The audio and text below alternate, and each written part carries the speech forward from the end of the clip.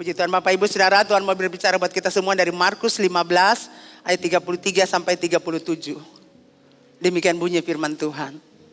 Pada jam 12 kegelapan meliputi seluruh daerah itu dan berlangsung sampai jam 3. Dan pada jam 3 berserulah Yesus dengan suara nyaring, Eloi, Eloi, lama sabachthani, yang berarti Allahku, Allahku, mengapa engkau meninggalkan aku?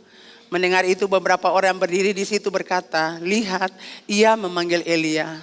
Maka datanglah seorang dengan bunga karang, mencelupkannya ke dalam anggur asam, lalu mencucukkannya pada sebatang buluh dan memberi Yesus minum serta berkata, baiklah kita tunggu dan melihat apakah Elia datang untuk menurunkan dia. Lalu bersuara Yesus dengan suara nyaring dan menyerahkan nyawanya. Puji Tuhan Bapak Ibu Saudara, demikian bunyi firman Tuhan. Dan judul kita pagi hari ini, untuk siapa? Iya, untuk siapa? Pernah juga khotbah ini disampaikan oleh Bapak Gembala. Tapi saya percaya setiap firman Tuhan selalu baru tiap pagi. Bapak Ibu Saudara yang dikasihi Tuhan, kisah penangkapan Yesus di Taman Getsemani memperlihatkan beberapa jenis pengkhianatan yang tragis dan dari para muridnya terhadap guru atau terhadap pemimpin mereka. Peristiwa ini memperlihatkan karakter daripada para murid. Biasanya kalau aman karakter tidak kita lihat. Tetapi ketika ada persoalan masalah baru kita lihat karakter orang-orang. Saat berhadapan dengan situasi tersebut tersulit, terancam nyawa pada waktu itu, karakter asli daripada murid-murid terlihat dengan jelas. Kita lihat penderitaan Yesus itu dimulai dari pengkhianatan orang-orang yang dekat dengannya. Siapa orang yang dekat dengannya? Yang pertama Yudas. Yudas mencium Yesus dengan ciuman pengkhianatan. Jadi penderitaan Yesus dimulai dari situ. Orang-orang yang terdekat dengannya. Yang pertama Yudas. Yudas mencium Yesus dengan ciuman pengkhianatan. Kalau kita lihat kehangatan Yudas itu mematikan. Kelihatannya dia sangat baik. Kelihatannya dia sangat sopan. Tetapi sebenarnya dia sedang menusuk Yesus dari belakang. Jadi Yudas itu selain cerdik, selain licik, dia juga egois dan jahat. Bapak Ibu, di beberapa tempat, budaya ciuman itu merupakan tanda sayang atau tanda cinta. Tanda persahabatan dan tanda kekeluargaan. Tetapi bagi seorang Yudas, ia telah memberikan cara tersendiri tentang ciuman.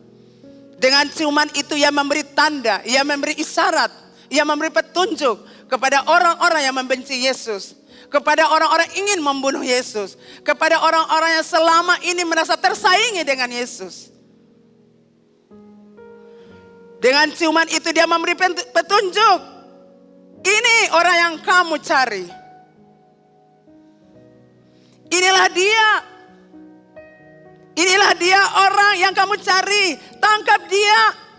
Dan bawalah dia dan serahkan dia kepada pengadilan agama untuk dihukum. Inilah orang yang sangat kamu benci. Inilah orang yang ingin kamu bunuh. Kamu hancurkan, kamu musnahkan. Inilah dia. Di mana-mana engkau merasa tersaingi. Kalian merasa tersaingi. Karena pengajarannya penuh tanda-tanda dan mujizat. Ini dia, bunuh dia, kasih dia kepada pengadilan agamamu supaya dia dihukum mati. Pantaskah seorang murid berbicara seperti itu untuk seorang guru yang melayaninya, seorang pemimpin yang melayaninya? Bukankah setiap saat Yudas bersaksi, berdiri dan menyaksikan 3/2 tahun? Yudas melihat mujizat-mujizat, tanda-tanda heran yang Yesus buat. Bukankah dia melihat 5 roti dan 2 ikan, ada sisa 12 bakul. Dia mencicipi dari 12 bakul itu. Bukankah dia melihat bagaimana Lazarus yang sudah 4 hari dikuburkan, tapi bangkit, itu supranatural. Bukankah dia sudah melihat orang buta melihat, timpang berjalan, kusta lenyap penyakitnya. Bukankah dia sudah melihat tanda-tanda heran yang Yesus kerjakan. Mulai dari Yerusalem, Galilea, di Nazaret, di Yudea, apa sih yang kurang? Bapak Ibu Saudara, kemarin saya udah pergi dengan anak saya jadi dalam perjalanan. Dari rumah juga dalam perjalanan saya bilang, Tuhan kenapa sih Yudas jual Tuhan? Yang kita dengar selama ini dia jual Tuhan 30 keping perak. Kenapa dia jual Tuhan?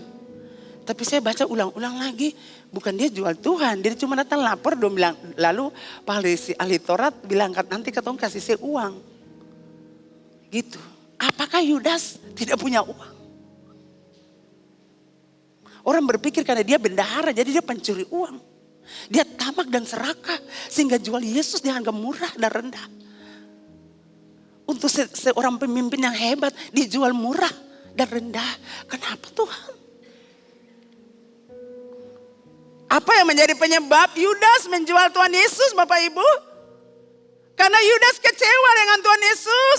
Yudas itu sakit hati dengan Tuhan Yesus. Bukan masalah uang. Yudas memiliki harapan besar kepada Yesus. Dan dia berharap bahwa Yesus itu mau memimpin pemberontakan untuk melawan bangsa Romawi yang telah menjajah mereka. Mereka sangat menderita dengan penjajahan Romawi. Mereka sangat menderita, sangat tersiksa. Karena pemerintah Roma itu sangat kejam. Membuat mereka sangat menderita. Dan kehadiran Yesus sebagai raja mereka harapkan. Orang-orang Yahudi lain harapkan. Termasuk Yudas harapkan. Yesus datang sebagai raja Israel. Untuk membebaskan mereka dari pemberontakan. Dari penjajahan bangsa Romawi. Itulah sebabnya Yudas lihat. Kenapa sih Yesus tidak jadi raja? Kenapa Yesus tidak kumpulkan orang untuk menyerang bangsa Romawi? Sayangnya Bapak Ibu Saudara, karena apa yang Yudas harapkan tidaklah terjadi sesuai yang dia harapkan. Dia harapkan Yesus, kau pimpin pasukan Israel. Kita bergerak, kita lawan itu pasukan Romawi. Kita lawan bangsa itu karena telah membuat kita menderita. Tapi Yesus justru menyuruh murid-muridnya taat kepada Kaisar. Berilah kepada Kaisar apa yang merupakan hak Kaisar. Yesus tidak melawan Kaisar. Tapi Yesus menyuruh dan mengajarkan murid-muridnya dan orang-orang pada zaman itu. Bayarlah kepada Kaisar. Pajak-pajak itu dibayar. Yesus tidak membenci Kaisar, Bapak Ibu. Yudas menjadi kecewa dan menjual Yesus kepada imam besar. Dengan harapan ketika Yesus diadili di hadapan Pilatus akan terjadi revolusi di kota Yerusalem. Tapi hal itu tidak terkabulkan karena Yesus memilih menyerahkan dirinya untuk disalibkan. Yesus memilih untuk tutup mulutnya dan diam dan menjalani jalan salib.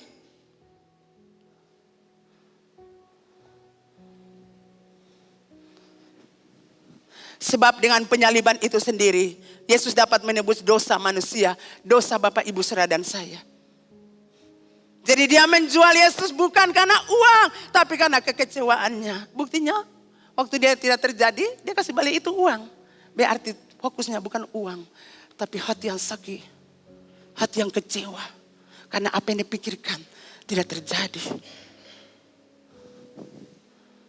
Seringkali kita seperti Yudas, Bapak Ibu. Menjual Yesus dan mengkhianati Yesus untuk mencapai tujuan kita sendiri.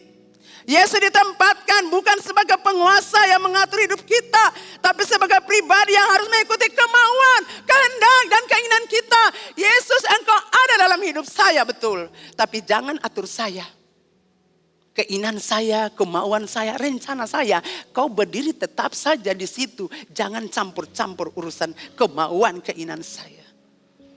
Dan apabila Yesus tidak ikuti kemauan kita, keinginan kita, kita kecewa dan kita seperti Yudas, jual Yesus, pergi tinggalkan Yesus.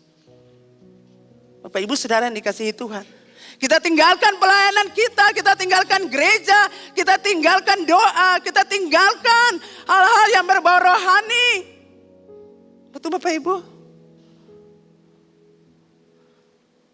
Ketika orang-orang mengecewakan Anda ingin saya akan balas kamu. Yudas bilang, saya kecewa dengan Tuhan. Saya sakit hati dengan Tuhan. Saya harus datang kepada musuh-musuhnya. Orang-orang yang membencinya. Orang-orang bersatu hancurkannya. Saya akan datang kepada komplotan kekuatan itu. Tadi dia jadi murid Tuhan yang baik. Tetapi ketika hati jahat, cari orang-orang jahat. Komplotan orang jahat. Orang jahat selalu cari orang jahat. Saudara lihat ketika Saul diurapi menjadi raja. Yang pertama dia harus pergi kemana? Ke Gibeah, bukit Allah. Tapi untuk ke bukit Allah dia harus berhadapan dengan pasukan Filistin yang menduduki tempat itu. Pasukan Filistin berbicara tentang orang-orang jahat. Tentang roh-roh jahat. Dan Saul harus melewati tempat itu. Dan pergi kemana? Karena dia sudah diurapi, dia akan pergi cari hamba-hamba Tuhan. Nabi-nabi yang diurapi Tuhan. Ketika Anda diurapi Tuhan, Anda jadi manusia lain. Anda akan masuk dalam komunitas orang-orang yang mengasihi Tuhan, yang diurapi oleh Tuhan. Kalau Anda bergadang orang jahat, Anda hidup jahat, Anda akan cari orang-orang jahat untuk menjadi satu pasukan untuk menghancurkan orang yang Anda tidak suka. Orang kalau tidak suka orang, dia akan cari komplotan orang-orang supaya tabur benih, supaya sama-sama satu pasukan ini serang orang sana tuh. Padahal orang ini tidak tahu apa-apa. Masalahnya ini saja, orang yang tadi pertama saja, yang tidak suka orang itu dia tabur, dia tuh begini, dia begini. Ketika Anda kecewa dengan pemimpin Anda mulai menjual pemimpin Anda. Anda tidak jual dia untuk dapat uang, tapi Anda jual nama baiknya. Anda bicara buruk tentang pemimpin Anda.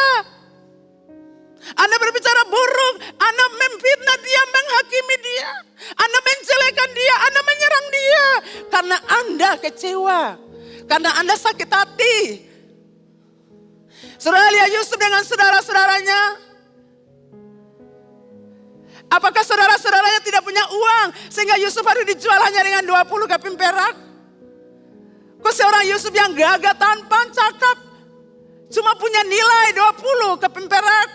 Saudara-saudaranya sangat merendahkan dia. Bukan mereka jual dia untuk uang, bukan saudara. Tapi karena sakit hati, kamu disayang Bapa, kamu tidak ada dengan kami. Dalam komunitas kami buat jahat, kamu lapor-lapor kami untuk Bapa. Kami pencuri, orang punya binatang-binatang, kamu pernah lapor ke Bapa.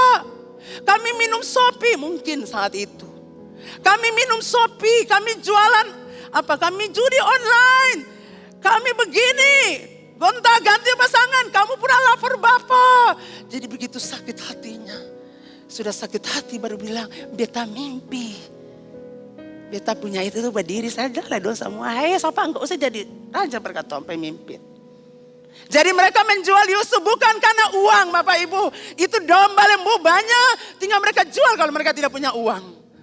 Tetapi yang membuat mereka menjual Yusuf dengan harga yang sangat murah adalah karena sakit hati, karena kekecewaan. Ose berangkat pergi supaya saya rasa sakit sama dengan kami. Mau jadi apa dengan Ose? Kantong sempar dulu dengan Ose. Karena saya sakit hati katong juga sakiti Ose. Saudara, kadang kita kecewa dengan orang. Lalu kita ingin balas orang. Kita lupa bahwa kita pernah sakiti orang. Siapa di sini yang pernah dikecewakan? Boleh angkat tangan. Yang pernah dikecewakan orang. Puji Tuhan, sebagian saya yang sisa puji Tuhan turun tangan. Bisakah Bapak Ibu Saudara renungkan? Saya ini pernah sakiti orang kesing. Saya ini pernah kecewakan orang kesing. Saya ini pernah hina orang kesing. Saya pernah fitnah orang kesing. Saya pernah buruk-burukan orang kesing. Jadi kalau orang burukan Anda, fitnah Anda, hina Anda harus terima. Karena Anda pernah melakukannya juga. Katakan amin. Anda tuntut. Pemimpin Anda harus ikuti Anda. Pemimpin saya harus ikuti kemauan saya, kehendak saya. Gembala Komsel harus ikuti saya. Kalau tidak ikuti kemauan kehendak saya, selamat tinggal di Kari Air Hidup Ambon.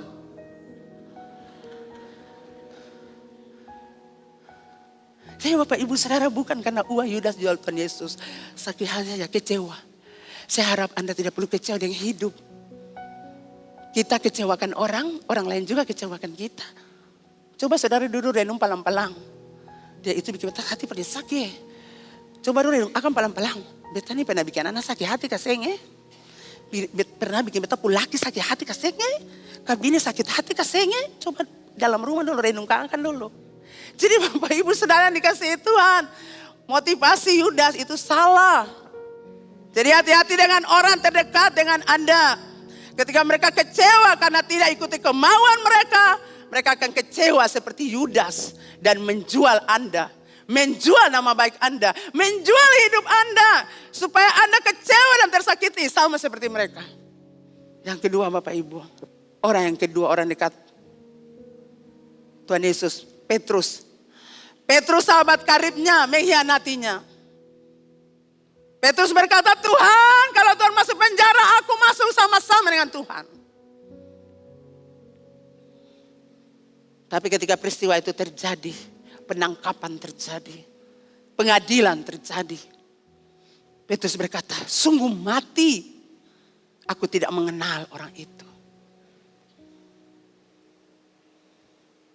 Padahal tadi Tuhan jangan takut, beta ada, tolong, beta topang. Guru jangan takut, pemimpin jangan takut, beta ada di belakang untuk topang. Beta topang, dan topang.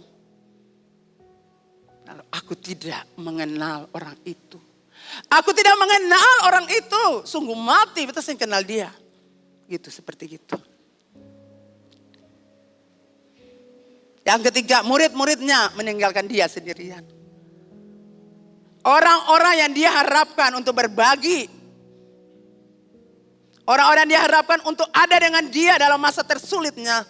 Orang-orang yang dia harapkan untuk ada bersama-sama dia dalam masa kesulitan yang luar biasa, penderitaan yang luar biasa. Justru pergi darinya. Jadi Bapak Ibu Saudara yang dikasihi Tuhan. Pelajaran apa yang kita pelajari dari masalah ini? Hati-hati, waspada. Dengan orang-orang yang datang pada kita dan berkata, Shalom, haleluya, puji Tuhan. Nona tambah cantik, tambah manis, tambah menarik, baik hati dan tidak sombong. Hati-hati saudara dengan orang-orang yang mengomong baik-baik, manis-manis dengan kita. Karena belum tentu niatnya baik, katakan amin. Bapak Ibu Saudara yang dikasihi Tuhan. Yesus berteriak dengan suara yang amat sangat menyedihkan. Yang tadi kita baca, Eloi, Eloi, lama sabatani. Kalimat ini diteriakkan Yesus dari tengah-tengah keletihannya yang sangat. Dari tengah-tengah kesakitannya, dari tengah-tengah kepedihannya dan penderitaannya. Yesus teriakkan itu, Tuhanku, Allahku, Bapa, mengapa Bapa tinggalkan aku? Saudara, kalau orang kecewa saudara saja, saudara sudah menangis berhari-hari bukan? Berminggu-minggu bukan? Tuhan Tuhan ada di mana Tuhan hukum dia juga Kak. Dia paling bikin beta sengsara di kantor Tuhan. Beta mau naik-naik ke atas dia bikin beta Tuhan Tuhan datang juga. Kenapa Tuhan lama Kalau Tuhan lama beta pergi dukun juga, dukun tuh cepat. Tuhan paling lama tolong beta. Nah, Bapak Ibu Saudara yang kekasih, sejak jam 9 pagi dalam Markus 15 ayat 25. Sejak jam 9 pagi Yesus dipaku di kayu salib. Iya, hari jam 9 ketika ia disalibkan. Markus 15 ayat 25. Yesus dipaku di kayu salib di luar tembok kota Yerusalem pada jam 9 pagi Bapak Ibu. Saat kita ibadah tadi jam 9 mulai, Yesus dipaku di situ. Yesus disalibkan di situ. Di luar tembok kota Yerusalem.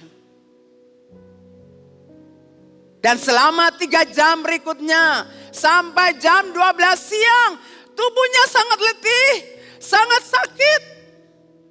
Belum lagi dipanggang, dibakar oleh sinar matahari Palestina yang sangat terik. Jadi sepertinya panas terik itu memanggang Yesus. Panas terik itu membuat Yesus terpampang di situ, terpanggang di situ oleh teriknya matahari Palestina. Wow. Saudara bayangkan, sudah setengah mati itu matahari lagi. Tak bakar untuk punya badang-badang. Kulitnya tuh seperti itu, putih kita dapat lihat gampang. Ya saudara bayangkan 3 jam saudara. Panas terik Palestina tuh bakar Yesus pun tubuh. Lemas saudara. Peluhnya bercucuran. mengalir masuk ke dalam luka-luka di kepala, di tubuh, dan juga ke dalam lubang-lubang kedua tangannya, lubang-lubang yang ada di kakinya, yang ditembus oleh paku-paku besar, keringat-keringat dan darah bercampur, sehingga menghasilkan rasa perih, rasa nyeri, dan kesakitan dari ujung rambut sampai ujung kaki. Dan itu tidak dapat dilukiskan. Tubuhnya terkoyak, jiwanya tercabik-cabik, penderitaannya dahsyat, kesengsaraannya begitu dalam. Di kayu salib itu bukan saja luka-luka yang menyakitkan dan panas terik Palestina yang membakar tubuh Yesus, tetapi juga Bapak Ibu Saudara, selama 3 jam berikutnya Yesus mulai mengalami ejekan-ejekan, hinaan-hinaan, cemohan-cemohan dari orang-orang yang ada di tempat itu. Di kayu salib itu ia mendengar semua ejekan orang-orang yang melewat. Katanya dia anak Allah. Kalau kamu anak Allah, turun. Selamatkan dirimu. Belum lagi Farisi-Farisi ahli Taurat. Katanya bilang mau rombak bait Allah, 3 hari mau bangun. Coba turun. Banyak cemohan, banyak kehinaan yang dilontarkan kepadanya selama 3 jam Bapak Ibu Saudara. Kemudian kegelapan meliputi seluruh daerah itu dan berlangsung sampai jam 3. Dan pada jam itu berserulah Yesus dengan suara nyaring. Eloi, Eloi, lama sabachthani. Allahku, Allahku, mengapa engkau meninggalkan aku? Puncak penderitaan Yesus adalah dipisahkan, diasingkan dari Bapaknya. Bapaknya memalingkan wajahnya dan tidak sanggup melihat anak yang dikasihinya. Bapa memalingkan wajahnya dan tidak sanggup melihat anak yang dia cintai.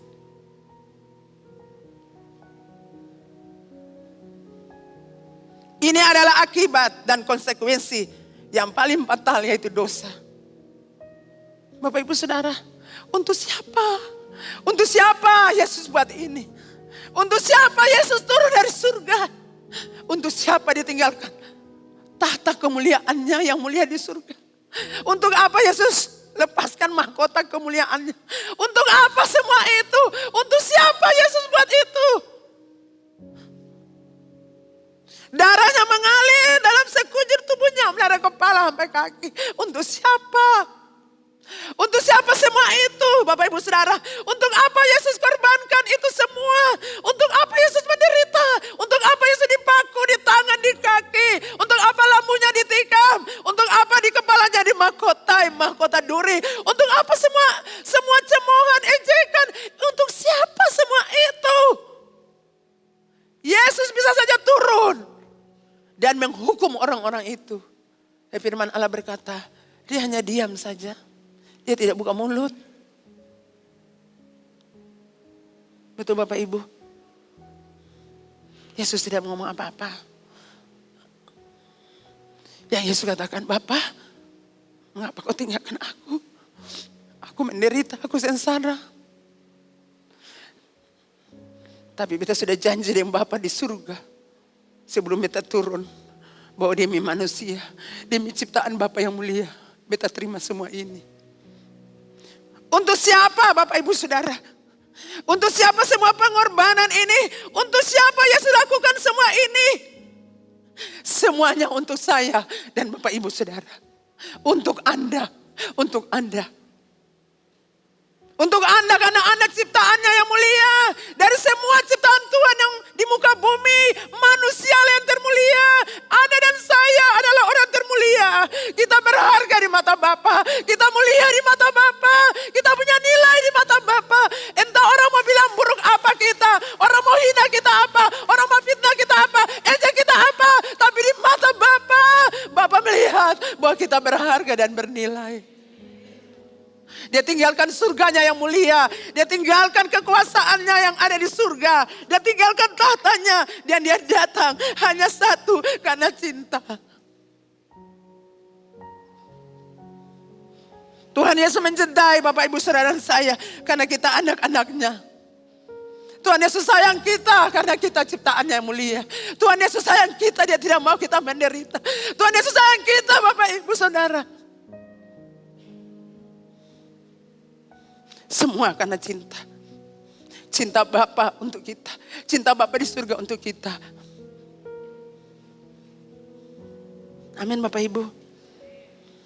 Entah orang mau bilang saudara apa, ingat Bapa di surga mencintaimu. Bapa di surga mengasihimu. Dan dia selalu ada bagimu. Dia tidak pernah meninggalkanmu. Bapa tahu Anda terluka. Tapi Anda perlu rasa sakit. Rasa sakit itu perlu dalam hidup kita. Supaya bentuk karakter kita. Kalau kita tidak pernah mengalami rasa sakit, karakter kita tidak terbentuk. Kita lihat Petrus menangis terseduh-seduh. Penyesalan sepanjang hidupnya. Kenapa saya berlaku seperti itu Tuhan? Tapi Tuhan mengasihinya. Tuhan pulihkan dia. Dan dia dipakai jadi berkat lebih luar biasa dari semua murid-murid yang ada. Pertama kali dia berkhotbah, 3.000 orang bertobat, serahkan hidup buat Tuhan. Tapi waktu berhadapan dengan wanita itu, cuma pelayan, dia sangat ketakutan. Tetapi ketika proses itu, Tuhan mengurapi, memberkati, dan menjadi seorang hamba Tuhan yang dipakai Tuhan luar biasa.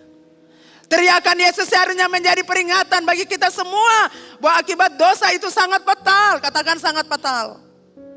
Bapak Ibu Saudara, definisi dosa itu sederhana saja, yaitu meninggalkan Allah.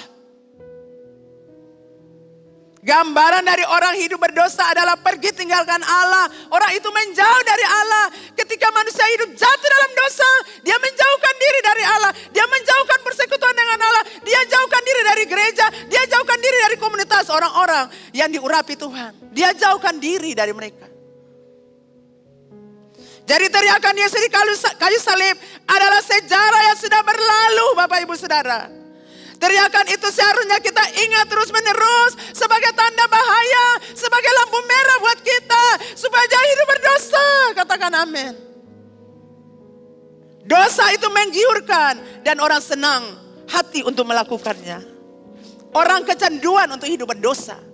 Dan di zaman ini dosa dikamuflase dan sudah dianggap sebagai hobi. Sudah dianggap sebagai suatu kegiatan yang wajar dan normal. Jadi jangan main-main dengan api. Kalau tidak mau, Anda terbakar. Dan jangan main-main dengan air, engkau pasti basah. Saya kutip apa yang disampaikan Bapak Gembala. Dosa yang disembunyikan dengan rapat-rapat akan dibuka. Dan engkau akan dipermalukan. Dosa harus dibuka. Kalau engkau tidak mau membuka dosa, Tuhan yang akan membukakannya. Dan akibatnya fatal. Engkau akan dipermalukan di hadapan umum. Bapak Ibu Saudara, kalau dosa sudah dibuka, diakui, Anda akan bebas. Berbahagialah orang yang mengakui pelanggaran-pelanggarannya di hadapan Tuhan. Kalau Anda tutup dosa, pengampunan tidak berlangsung. Tetapi ketika Anda buka itu, maka pengampunan Allah berlangsung untuk Anda. Anda akan berbahagia karena terlepas dari dosa. Dosa apapun yang saudara mengikat Anda saat ini. Biarkanlah, bukakanlah itu, katakan itu. Supaya Anda didoakan. Betapa bodohnya orang-orang yang mau menemukan. Yang mau menukar keselamatan dengan dosa 2-3 menit. Bikin dosa 2-3 menit. Akhirnya keselamatannya hilang. Orang-orang seperti ini adalah orang-orang sudah dibodohi, sudah dibutakan oleh ilah zaman ini. Bapak Ibu Saudara, kita akan masuk dalam perjamuan kudus, kita akan makan tubuh dan darah Tuhan. Roti dan anggur itu melambangkan perjamuan kudus. Yang berbicara tentang tubuh Yesus yang hancur dan darah Yesus yang ditumpahkan. Untuk membuat roti Bapak Ibu Saudara, Bapak Ibu Saudara, ibu-ibu khususnya Anda akan ambil apa? Terigu atau gandum. Lalu dihancurkan, dikocok-kocok. Lalu membuat adonan. Kemudian adonan dipukul-pukul lagi. Kemudian dimasukkan ke dalam api. Dan membuat supaya menjadi roti. Itulah yang terjadi pada Tuhan kita Yesus Kristus di kayu salib. Dia menjadi roti hidup bagi saudara dan saya. Amin.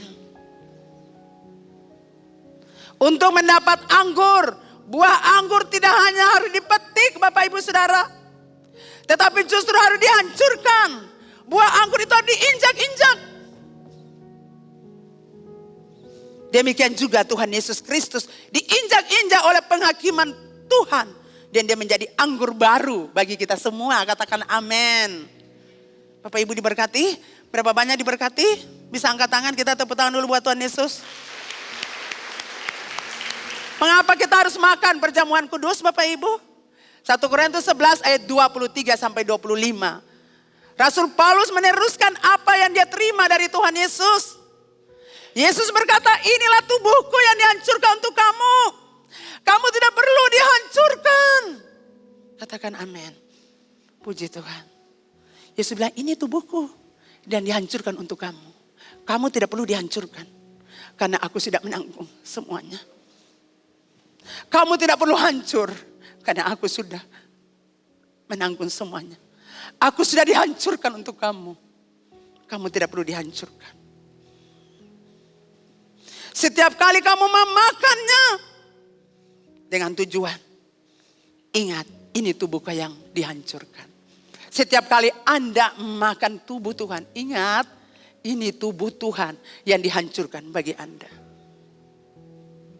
Ini darahku, darah perjanjian baru. Perbuat ini setiap kali kamu meminumnya. Ingat, darahku yang menghapus dosamu.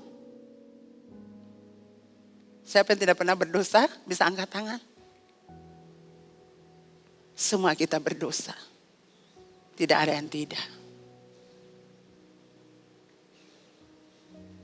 Kita orang berdosa. Kita hidup di lumpur dosa. Kita bergulat dengan dosa setiap hari. Setiap jam, menit, detik. Godaan datang, cobaan datang. Menggoda kita untuk hidup berdosa. Tuhan bilang, ingat ini darahku yang menghapus dosamu. Perjanjian ini sah. Karena aku ikat dengan darah. Itulah darahku. Amin Bapak Ibu. Jadi sekali lagi, ini darahku. Perjanjian ini sah. Karena diikat dengan darah. Darah bukan darah kambing, binatang, kerbau, sapi yang Anda taruh di rumah-rumah itu. Darah babi, darah babi atau darah rusa yang Anda pasang di rumah-rumah Anda. Tapi darah Yesus, darah yang mahal. Darah yang kudus, darah yang suci, darah yang berkuasa. Amin Bapak Ibu. Ini perjanjian sah karena diikat dengan darah. Setiap kali kamu minum dari cawan ini, ingat jangan bikin dosa lagi. Setiap kali kamu makan roti yang melambangkan tubuhku, jangan kamu buat dosa lagi. Maksud Tuhan begitu. Jangan kita ikut perjamuan seperti rutinitas. Jam perjamuan kita makan perjamuan. Tidak saudara. Waktu Anda mau makan roti, ingat yang tadi saya sudah bilang. Tubuhnya tercabik-cabik. Darahnya mengalir. Bercampur dengan keringat. Letih lesu. Tidak ada orang di sekitar Yesus. Yang hanya ada perempuan-perempuan yang jauh. Yang menatap Yesus. Tidak ada orang di situ. Di mana lagi-lagi semua yang ada. Perempuan-perempuan itu memang paling suka cari Tuhan. Perempuan-perempuan itu paling setia dengan Tuhan. Makanya Tuhan Yesus paling sayang perempuan-perempuan. Jadi laki-laki kita bilang, jangan Anda bikin sabaran perempuan. Jangan Anda coba pukul-pukul anak pun bini. Kita bilang kasih tahu saudara. Tuhan Allah saya hormati doran, sayang dong. Jangan Anda pukul anak punya bini dan bilang, saya perempuan terbaik, saya berharga, saya pun nilai. Orang berdosa, perempuan berdosa, Tuhan bilang, nak pergi ya, jangan buat dosa lagi. Iya Bapak. Stop sudah Bapak Ibu, itu sudah selesai. Orang-orang buat salah untuk Anda di tahun 45, Anda bilang akan di 2023, semua sudah selesai. Amin. Tinggal ungkit-ungkit akal. Makanya saudara dapat bakal lain itu laki. Perempuan-perempuan tolong hormati suami Anda. Amin. Katakan amin perempuan-perempuan. Mama, Anda punya tugas berdoa. Anda punya suami cari nafkah. Anda duduk berdoa. Anda duduk berdoa bersyafaat menyanyi puji Tuhan. Suami berkat itu mengalir untuk suami Anda. Jangan tertuntut suami Anda. Amin wanita-wanita. Terima apa yang ada saja dan angkat itu buat Tuhan dan doakan. Saya juga angkat oleh Tuhan. Anak saya kuliah, kebutuhan kami ini saja nih Tuhan. Aku sangat berpeluang. Lipat gandakan Tuhan. Supaya saya juga bisa berkati orang lain. Ini mulu. Pak cuma ini saja. Pak cuma ini saja. Pak ini saja. Saya mau terima akal 500 ribu. Saya mau. Ambil akan saja. Lalu bilang Tuhan cuma 500.000. Tapi Tuhan tambah 1 nol lagi Tuhan. Amin. Kita tepuk tangan dulu buat Tuhan Yesus. Ya, tambah 0 di belakang lagi Tuhan. Gitu. Amin. Lipat gandakan 0 itu Tuhan. Amin. Jadi Tuhan Allah saja mengasihi wanita, menghormati wanita. Bapak Ibu saudara dengar, masa Yesus pelayanan 3/2 tahun. Siapa yang banyak ikut Tuhan Yesus? Perempuan. Yang kamu bilang perempuan terbaik, perempuan buta huruf, perempuan bodoh, saya tahu apa-apa, ibu rumah tangga saja cuma lihat tacu-tacu, panci-panci. Perempuan itu yang ikut Tuhan, dia makanan-makanan. Per Yesus dia rombongan makan. Jadi sayangi istri Anda, hormati dia. Amin Bapak Ibu. Bapak-bapak bertobat, jemaat tadi punya bapak laki-laki di sini. Bertobat, jangan bikin istri sembarangan. Tuhan Allah saya sayang dong. Firman Allah berkata laki-laki itu kan ini toh. Dong mau lihat tanda, dong berpercaya. Perempuan saya Tuhan bilang apa sih dong bikin. Coba saudara lihat, Anda marah-marah dong. Papa hujan turun. Stop. Selesai saudara. Laki-laki cuma berdiri saja. Ini perempuan gila dia bilang apa nih. Tapi Anda akan lihat waktu Anda punya istri bahasa roh. Anda diangkat jadi pemimpin. Di kantor-kantor Tuhan Allah angkat Anda jadi pemimpin. Pejabat-pejabat, kepala seksi, kepala bagian, kepala dinas. Pengusaha kaya, pengusaha yang diberkati Tuhan Allah. Orang-orang sukses yang berhasil. Karena semua melihat perempuan berlutut. Dan saya lihat betul perempuan-perempuan air hidup kamu sangat kuat. Walaupun firman Tuhan tajam-tajam tapi dong suka. Banyak yang kanes-kanes yang lancar-lancar tapi dong lancang perbagus, perbajiwa. Itu yang luar biasa. Don tetap senang sukacita. Walaupun ada banyak hal tapi don ceria sukacita. Laki-laki datang muka murung-murung terus. Berubah warna muka bapak-bapak. Amin. Mulai dari hamba Tuhan punya muka. Laki-laki hamba Tuhan ini. Muka-muka berubah. Supaya juga orang-orang laki-laki lain berubah. Amin. Dan atau muka loyo, muka sakit-sakitan. Oke, jamaah juga ikut sakit-sakitan. Saya percaya Bapak Ibu diberkati. Amin. Dan semua yang percaya katakan amin. Ya puji Tuhan, kita berikan dulu kemuliaan buat Tuhan.